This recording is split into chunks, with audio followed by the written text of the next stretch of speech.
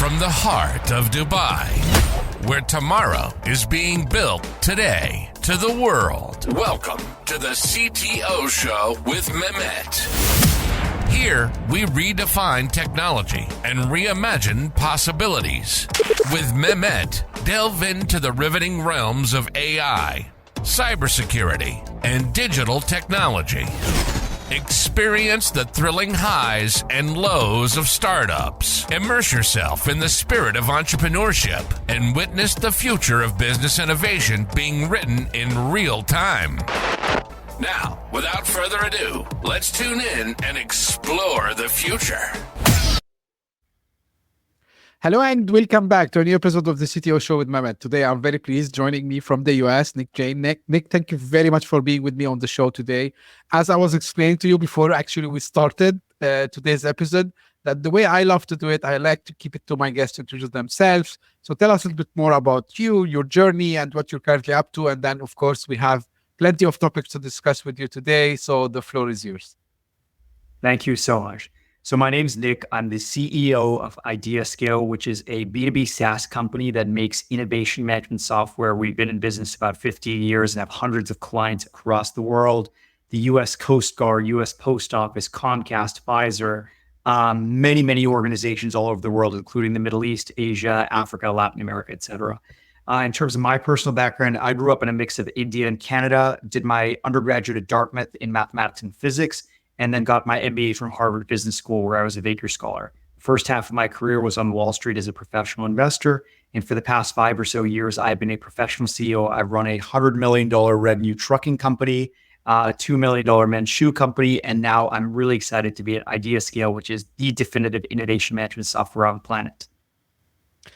That's great. And thank you again, Nick, for, I know as a CEO and founder how busy things can get, and a lot of things happening in your space. So again, thank you again for being with me here today.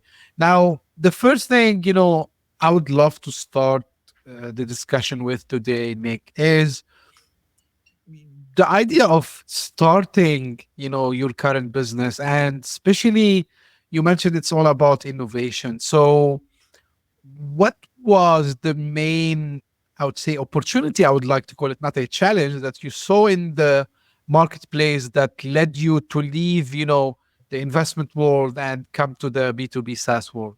Sure. I just want to clarify, I did not found IdeaScale. We've been around about 15 years, and I was brought on as a CEO about 2 years ago. But I can talk a little bit about why IdeaScale was founded. Our two co-founders, Rob Hohen and Viv Paskaran, about 15 years ago, they realized that large, complex organizations were really struggling with how do we innovate rather than counting on random ideas popping up from random people. And so they created this organization, or the software company, that really helps large organizations figure out where all the cool ideas are within their organization, figure out which ideas are good and which ideas are less effective, and turn the best ideas into reality, which is something that large organizations really don't do well today. That's fantastic, Nick. I'm sorry for them, for that small mistake, I would say, from my side, but that's fine. I'm very transparent, and the audience know this. Now, innovation by itself, it's something every company they aim for that.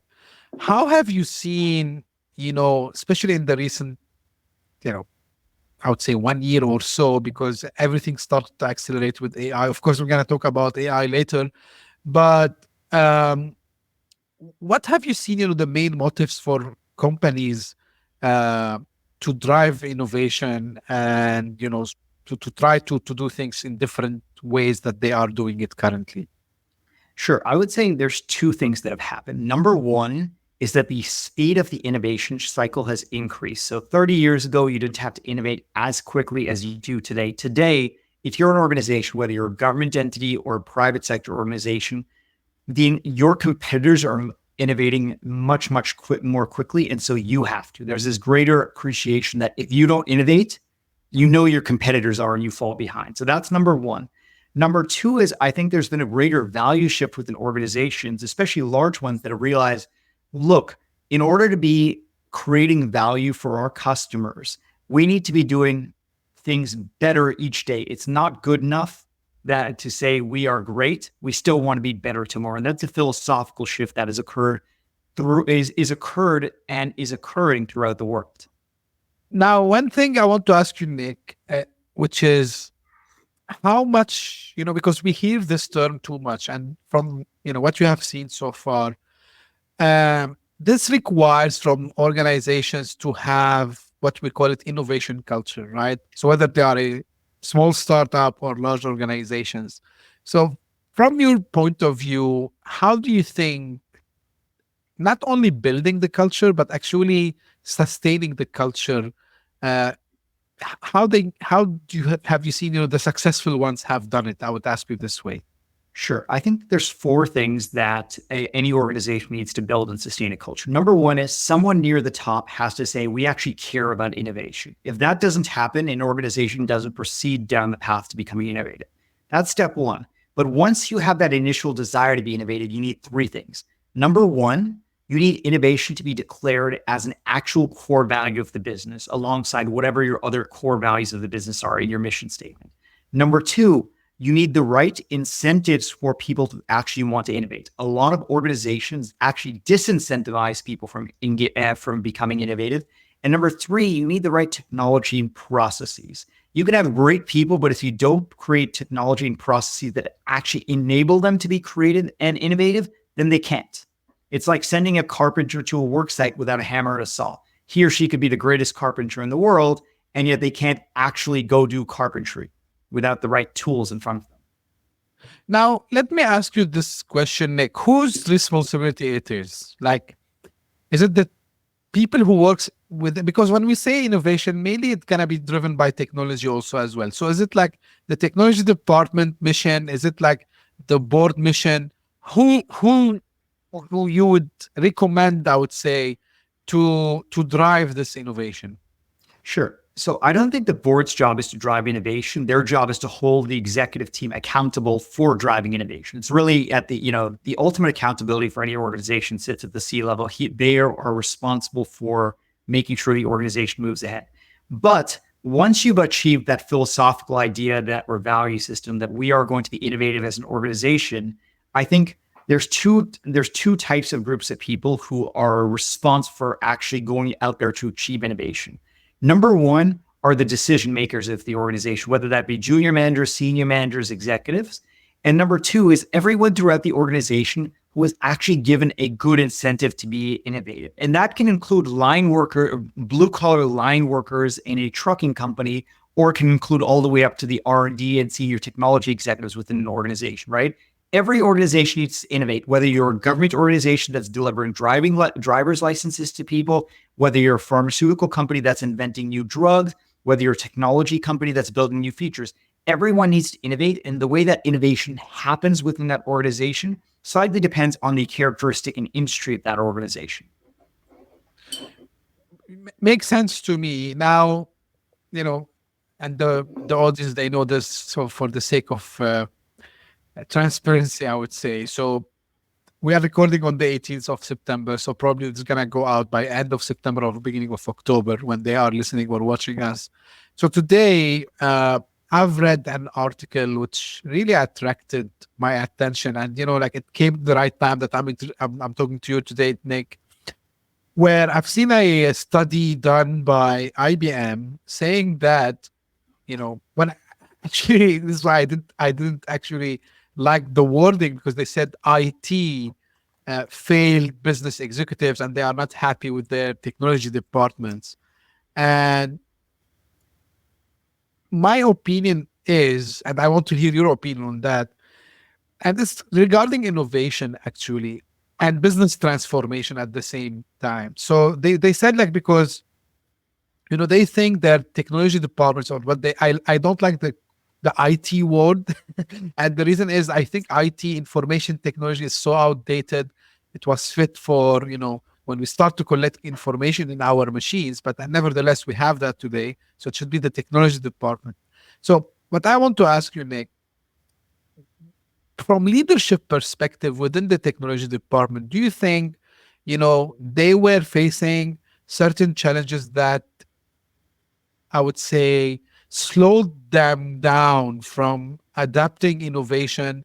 Or do you think they were too much into the nitty gritty of the technology itself without focusing on the business outcomes? How do you, I would say, comment on this study, and what's your point of view? So I very much agree with much of what you said and want to provide some historical context. If we roll back the clock 30 years ago, the chief technology officers, the technology departments were back office. Their job was get some computers and network up and running, get email up and running, and make sure our data doesn't get hacked. They weren't considered a core part of a business. But as we roll forward to 2024, we know that if your company doesn't have good technology, then you're screwed. And that can apply to whether you're an oil company, a pharmaceutical company, et cetera. Technology has now become a core part of the executive team, which is why you've moved from technology being a back office in companies to actually sitting in the boardroom alongside the CEO and CFO, because in almost any industry, technology now matters. What that's resulted in is a change in incentives and a change in dynamics. 30 years ago, the technology department was a cost center and a security risk. That's all your job was. Minimize costs and don't get hacked. Today, a lot of, especially forward-thinking organizations are realizing technology is a core competency, no different than marketing, sales, operations. And we need a powerful leader in place in our technology department who is aligned to forwarding the business's goals or organization's goals, not just minimizing costs. And that's resulted in a different caliber of a leader, as well as a different incentives and goals for those leaders now that hold the CTO title than 30 years ago. Now, like, not as they say, like being the devil advocate, and this is maybe something we heard about before. So someone can say, yeah, like we had all these good ideas, we had like all these things that we were telling the business, but the company wasn't investing in innovation, right? So is this a really valid thing, you think, or is it something we should accept that we were not up to the leadership level that we should have have acquired, I would say, to go to the business and say, hey, like, now, of course, in the virtual sense, like put our fist on the table and say, hey, listen, we have a problem here, we need to do something about it. What do you think?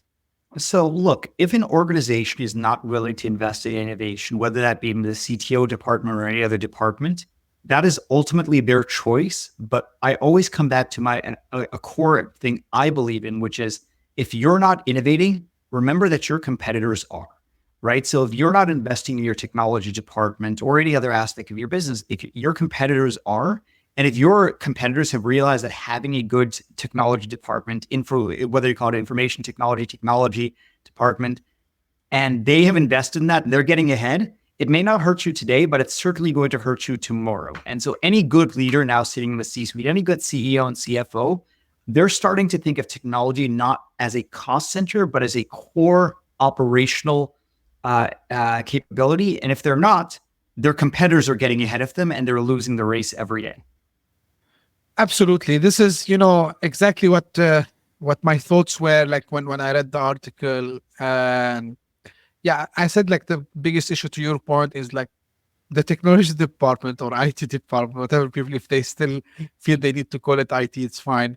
Yeah, it's been always seen as a cost center. 100% agree with you on that. And, to your point, I like, in the previous answer you gave, it's like, yeah, just get the emails up and running, get the network up and running, and make sure that we don't get hacked, which is true, by the way.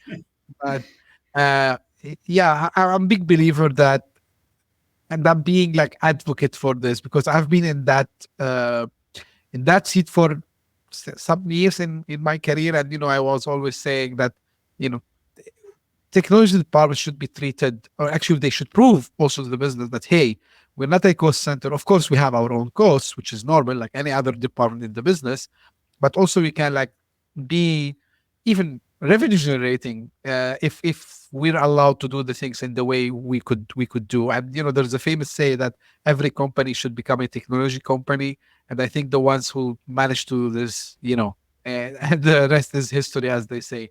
Now, on the point of transformation from pure business perspective, Nick, right? So, uh, and you've done this in your career like multiple times, right? So, what are like the areas you would focus more from outcome perspective? Is it like the customers, the employees, the shareholders, or all of them? But how you do this balance actually to have what you are aiming for from business transformation perspective is coming out across the board for all these, segments, I would say, customers, employees, and shareholders.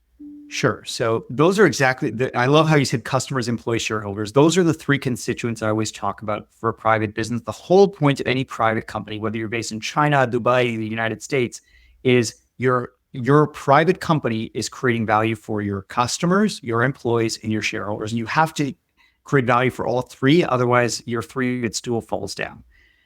When I come into a business, there's three areas that I really focus on. That I believe helps you achieve that goal of transforming your business and creating value for everyone involved. Number one is the decision-making process. A lot of organizations make decisions based on gut feel or who's the most senior or who yells the loudest. That's the wrong way to make decisions. Decisions should be made on a consistent, analytical, data-based ROI framework, return on investment. When you're investing in your IT department or your sales and marketing department or your operations department, you're making an investment and you should demand returns for it as a leader. And that those determinants are not qualitative, but in fact can be quantified. That's number one. Be analytical about ROI positive decisions.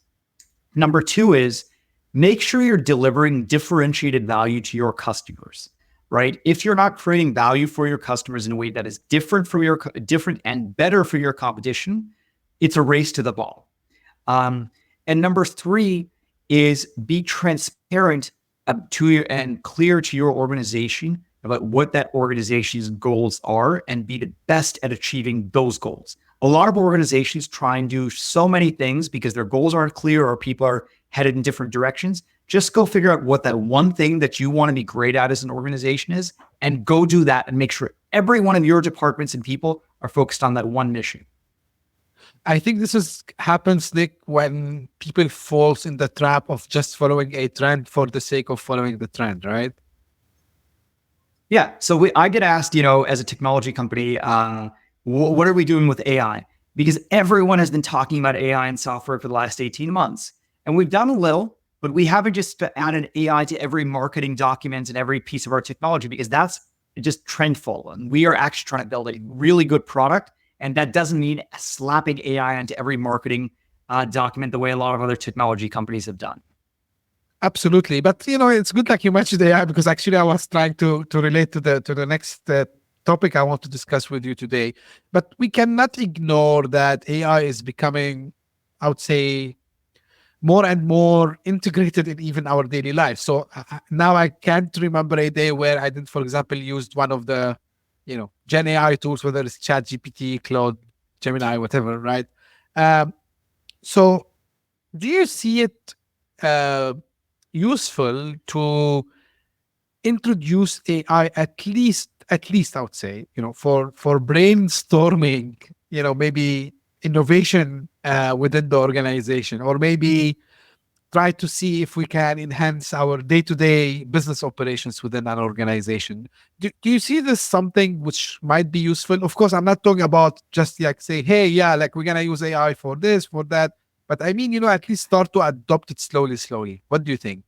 Yeah, I want to be clear. I'm actually a big advocate of AI. We've been adopting AI for both our operational and our software for within months of ChatGPT coming out, right? So I'm actually a big believer. I was at the gym yesterday. AI decided my workout. AI has been a key part of our sales and marketing strategy for over a year and a half now. So I believe AI creates two values for a company. Number one is it allows you to be operationally way more efficient. We're really good at marketing, search engine optimization, and sales conversations and M&A discussions because we really leverage AI in both our writing, creative, and brainstorming process internally as a company. And that's should be true for any company, whether you're selling oil, selling software, whether you're a nonprofit serving constituents. The second is how does AI integrate into your technology? And in this, I think we've been a little bit more measured than a lot of other technology companies who just incorporate AI into everything in their technologies. I think we've been careful here because one of the things AI does really well today is it frames things eloquently without necessarily being creative. And so in our specific industry, or what our technology does, is it enables organizations to be more creative and more innovative.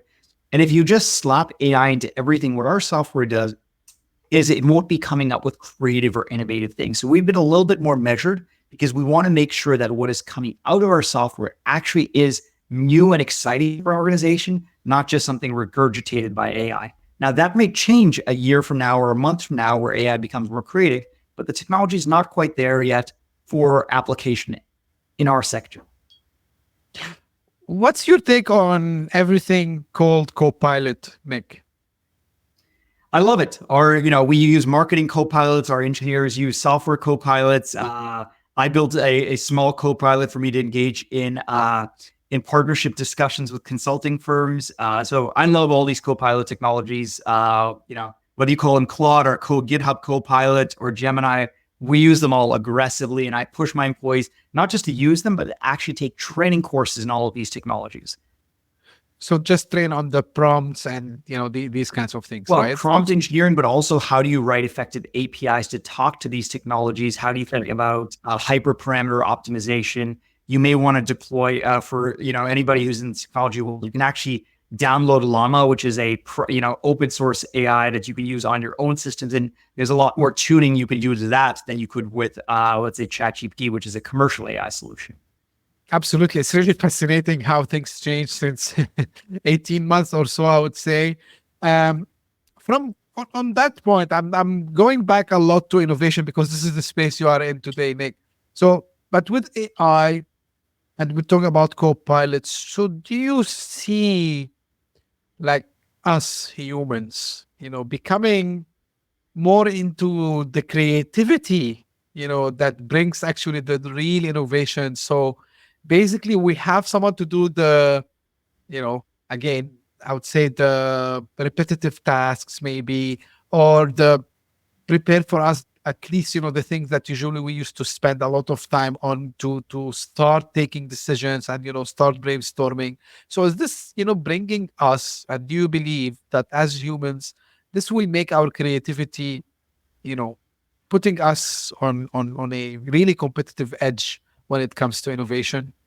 So I'd say there's three phases to it. Number one is where AI helps us or be more creative by eliminating mundane or repetitive tasks. AI is already there. You have automated, things for anything. You could do that with if this, then that logic, 5 years ago. So AI has already accomplished that. The next phase of AI and creativity is where we're in right now, phase two, which is where AI has already become more creative than let's say 90 or 95% of people. And a personal example is I'm not a very creative, artistic person, but so AI is already better than me at being creative in an artistic realm, in music or drawing or video. AI is already beating me, and is probably already beating 90 to 95% of all people in the world in almost any field of creative endeavor. So we're already there, where AI is more creative than most people. Phase three, which we're still a ways away from, is can AI be more creative than the best of all people? And I don't know whether that's a month away or 5 years away or 50 years away, but right now, sitting that we're in phase two, AI allows people who are not particularly creative in an area to be more creative. So such as me, I can now be creative artistically or video-wise that I couldn't have been 18 months ago. But then it is also, as you said, allowing those who are already pretty creative to co-pilot their creativity powered by AI. Really a valid point, Nick. And what I feel personally, to be honest with you, because again, without going into the technical details, how these LLMs models work, but I have, of course, there's a lot of, as people, they call it garbage in the model. I agree with that. But at the same time, you have the best ideas from the best human minds in the LLM. So what I feel sometimes, if, I manage to, to communicate to this LLM, whether it's ChatGPT or any other one of these, to get me out of this brilliant minds ideas that are already existing there, Like I feel I have superpowers, to be honest with you, because like same as yourself, I'm, for example, on multiple things. So first, I'm not a native English speaker. So of course, I don't ask GPT, write me a LinkedIn post. I don't do this. So I put it and then I said, okay, just fix it to me, proofread it to me. And then I take it. And then I say, hey, if you were, for example, this thought leader, how you would add to it and not change it.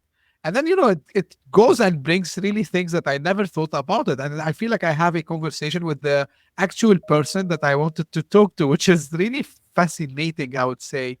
On that point, Nick, I think, to your point, and I like what you mentioned, like maybe it's after 1 month, after 5 years, but from all the things that happen, do you think we are 5 years really, or or we are like much closer to this?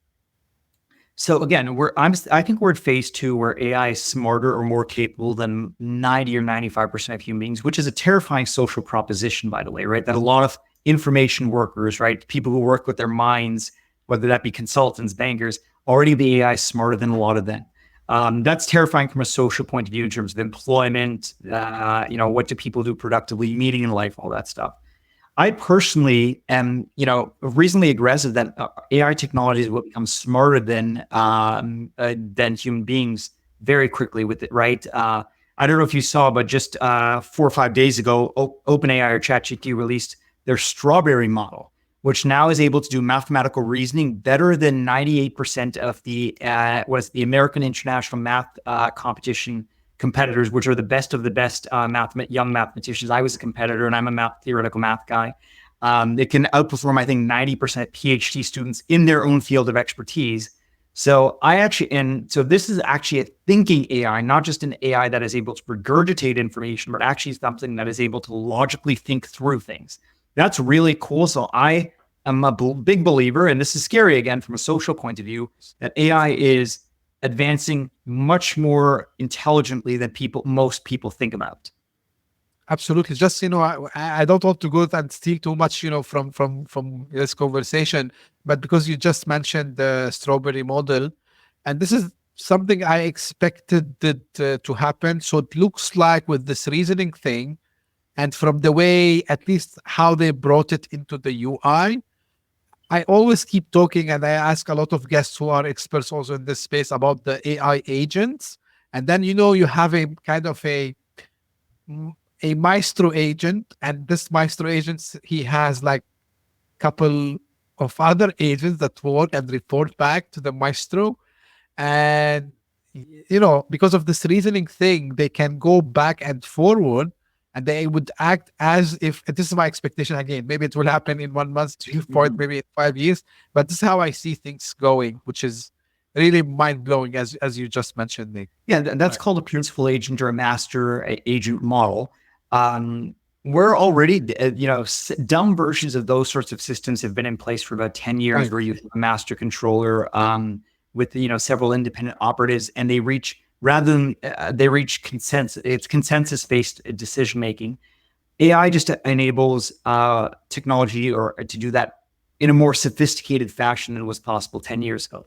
Like, everyone talks about AI as if it's something brand new, but no, we've had some form of AI since 1960. It's just each year the AI is getting a lot smarter. And the big innovation about a year and a half ago when ChatGPT came out was now a normal person can talk to AI without needing code. And that is cool, by the way, because it makes the technology more accessible to all of us who are not software engineers and don't know how to do APIs or write Python code. But the technology is just progressively getting smarter than it was 5 years ago, and it'll be smarter tomorrow than it was yesterday. And that's something really cool and exciting. Absolutely. Like it's mind blowing. Now, I think this, we can talk about it for hours, and it's a very, I would say, it makes me like feel weird sometimes about the things. Sometimes I ask the question, I say, wow, like imagine, like, we are talking now about this, like living in the future. Now I want to shift gears a little bit, Nick, and ask you about something which you are now into the SaaS business, into the B2B software business. So what have you seen a secret sauce kind of formula. I know there's no one, but I mean, let's say the important metrics that people should focus on for a successful and sustainable growth in this B2B software area.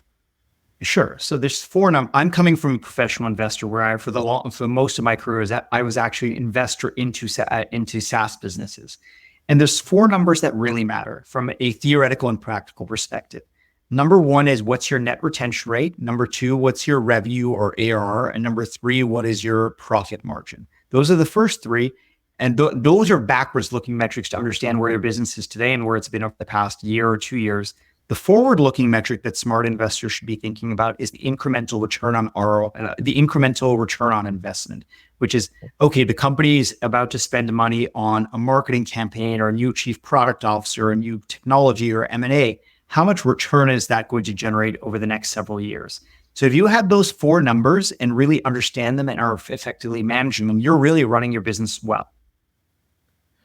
That makes sense, especially, the NRR, I think it's underrated, I would say, because people focus more on the ARR, but you can't have the real growth if you're not, retaining your customers, and you have like a large churn also as well. So 100% on this one.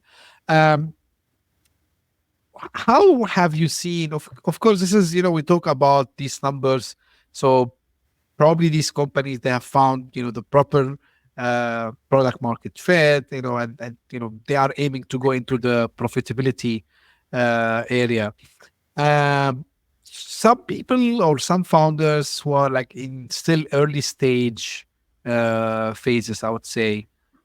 And this is maybe coming back to the innovation thing. So how they could manage, from your perspective, this need to show profitability or growth at least, and at the same time, do the innovation that they need to do. So how do you see this balance, I would say, between the growth or aim to growth and innovation?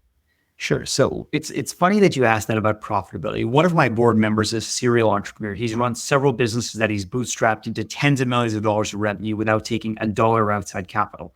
And he always jokes that there's some founders who just don't know how to make money. Almost any business can be profitable if the leaders actually know how to make money. And one of the things that a lot of founders really struggle with, they may be a visionary, they may have a great product, but their skill set is on the product or vision side, not on running a business side. And that's an important skill set. And if you are really introspective about yourself as a leader, you can say, look, I'm not great at running a business. I'm great at building a product. And so you hire someone who is actually good at running a business.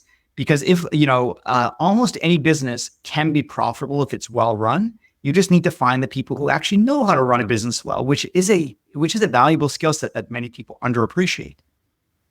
When you say this, Nick, like, what do you mean exactly? Is it like the sales skills? Is it like the marketing skills? What skills we're talking about? No. So those are all elements. So you talked about profitability, right? Profitability basically boils down to revenues minus costs, backwards looking, and incremental return on investment forward looking. Sure. Those are a bunch of numbers, but how do you who knows those numbers? How do you analyze those numbers? Who actually can make those, make the revenue go up, the costs go down, and the incremental ROI go up? That's a skill set, right? Just like sales is a skill set, engineering is a skill set. And a lot of companies, unfortunately, especially younger companies, right, where you have a visionary founder who's really good at the product side, have not actually invested or brought on to someone who actually knows how to run a business, right? Large organizations, multi-billion-dollar organizations, they do actually have professional CEOs and professional CFOs and professional operating officers. Small companies don't, and they often should at a much, much earlier stage than they typically invest in professional business operators. So they should be finance savvy in other sense, right? Yeah, and finance is not accounting, by the way. I want to be very clear. A lot of people think that the finance department is an accounting person. No, a good finance arm is thinking about, are we making cost or return on investment decisions in our sales department, in our technology department, in our marketing department? And that's a very difficult but valuable analytical skill that, again, a lot of young organizations underinvest in. Right? They get an accountant or a CPA. They don't get a financial decision maker. Absolutely. And thank you for bringing In this fact, in. when a lot of VCs actually, yeah, one fun thing, a lot of the tier one VCs, the Kleiner Perkins of the world and so on, when they invest in technology companies, one of their requirements is you actually hire a professional CFO, right? It can't be the founder anymore, but somebody who actually knows how to run a business. That's actually a requirement for a lot of, good VCs. When they invest in you, they demand that you get a good financial team in place. Absolutely. Accounting team with financial team. I'm very happy you are, putting these underlines about not accounting a finance. It took me years, to understand the difference myself also as well. So accounting, yes, the basic things, right? Like, okay, this is, we voted for this, but I mean, decisions. I mean, you need to understand the numbers to your point, and you need to understand, how things will affect. For example, if revenues goes up, like this is how it will affect the business. If for example, we do this, like it's like more of a holistic view of the whole business, as you call it, and the whole company. That, and I like how you mentioned, like, it drives us to take decisions what we should do next, right? So this is very, very important. I think, yeah, like, it's underrated in my opinion also as well. um from the SaaS business perspective, and because um you've done investments before also, so how you're seeing this, is like SaaS slowing any soon, or is it like still up and running? How it's asked. SaaS is still a really exciting business because there's something really deep and fundamental about software that people underappreciate, which is number one, software is actually three things. Number one, software on average makes fewer errors than human beings. That's really valuable to a business to not screw up or make mistakes. People make a lot of mistakes. People get tired, they get hungry, software doesn't. Number two, software is infinitely scalable, right? Whether your business is a 10-person business, 100 or 100,000 person business, software scales with you, whereas no individual does. Even if I'm the greatest, most hardworking individual, I still need sleep. Software can scale up with me, right? With my organization, whereas no human being, no matter how great they are, can scale up infinitely. The third is cost. People often talk about software as expensive, right? You may be paying $50,000 or $100,000 or $500,000 a year for software, but that takes the place of 10 and 5, 10, 50, 100, 1,000 people. And those 1,000 people are much, much more expensive. So software, though it seems it is often expensive, it is actually really cost effective for almost any organization, because it does things a lot more efficiently and cost effectively than people. So as long as these three fundamental forces are in place, lower error rate, more scalable, more cost effective, software has a lot of room to grow within organizations, taking the places of people, and replacing things that could be done better with technology. 100%, and because now one code that just I was checking it very quickly, so I don't quote it in the wrong way. So Naval Ravikant, so he has a famous quote saying, competing without software is like competing without electricity, because everyone needs that software, right? And also he mentioned another one, like, you need to create something that can scale and that can make you money while you sleep. And exactly this is what you just mentioned also as well, like, because software businesses are the ones that people will rely on it. And if you're lucky enough to scale it, I mean, from not only numbers perspective, geography perspective, so people from all over the world. So while you're sleeping, for example, in Dubai, people in the US will be using your software, which is really fascinating, right? So, as we are almost coming to the end, Nick, today, what would be your final word of advice to fellow startup founders, especially in our times, or entrepreneurs in general? What you would tell them? I'd say two things. Number one is make sure your product has a purpose, and that's both a longer vision purpose qualitatively as well as product market fit. Make sure your product is real and creates value for your customers, because if it doesn't, your business is not going to succeed no matter how long you try. That's number one. And that's a really difficult question to ask yourself when you're excited about your product, your vision. Does your product actually create value? The second is going back to that point about running a business well. Be introspective as a founder or a leader. This could be true of a multi-billion-dollar company. If you realize that your skill set is X, but you are missing skill set Y, go hire skill set Y. And that's true day one, right? Whether that be a CFO, whether that be you, a lot of founders rightfully make the decision that they're not going to be the CEO of a company. They're going to be the chief evangelist or chief product officer. And you're going to hire someone who's a professional CEO. That's okay. It hurts your ego sometimes, but it's the right decision. That's how you take your vision to the next level. Absolutely, 100% agree with you. Like the ego sometimes is the killer, right? So yeah, and I always advise people accept it. It's better to have a co-founder that can complement your skills. So if you are a very strong technical, you might become the CTO, or as you said, chief evangelist, whatever, and give the rest of the things to the guys who might be able to run the business the way it should be run. So 100%. Nick, where people can get in touch with you? Sure. There's 3 great ways to get in touch with us. Number 1, you can go to IdeaScale.com and sign up for our software. It's entirely free for anybody who works for an organization with less than 100 people. So go sign up free. Second way is you can reach me on LinkedIn. My name is Nick Jain, and I'm usually the first result that pops on LinkedIn anywhere in the world. The third is you can email me directly at nick.jain@ideascale.com. Fantastic. I will make sure that all these addresses are available in the show notes and available also in the description if you are watching this on YouTube. Nick, really, I enjoyed the discussion with you today, and with one of the favorite topics that I always enjoy when I have guests like yourself with me, innovation and edge technology and all this, and you are in the space of managing actually this innovation. So with Innovate and IdeaScale, right? So I really enjoyed the discussion, and I hope also the audience will enjoy it as well. And this is how I end my episode. This is for the audience. If you just discovered this podcast for the first time, thank you for passing by. I hope you enjoyed it. If you did so, please subscribe and share it with your friends and colleagues. We are available on all podcasting platforms, and we are available also on YouTube. So give us this thumb up also as well. And if you are one of the people who keep coming and sending their recommendations and suggestions, thank you for doing so. I read them all. Keep them coming. Thank you very much for tuning in, and we will be again very soon. Thank you. Bye-bye. Hit that subscribe button, share the show with your tech-savvy friends and fellow entrepreneurs, and leave us a review on your favorite podcast app. Your support means the world to us.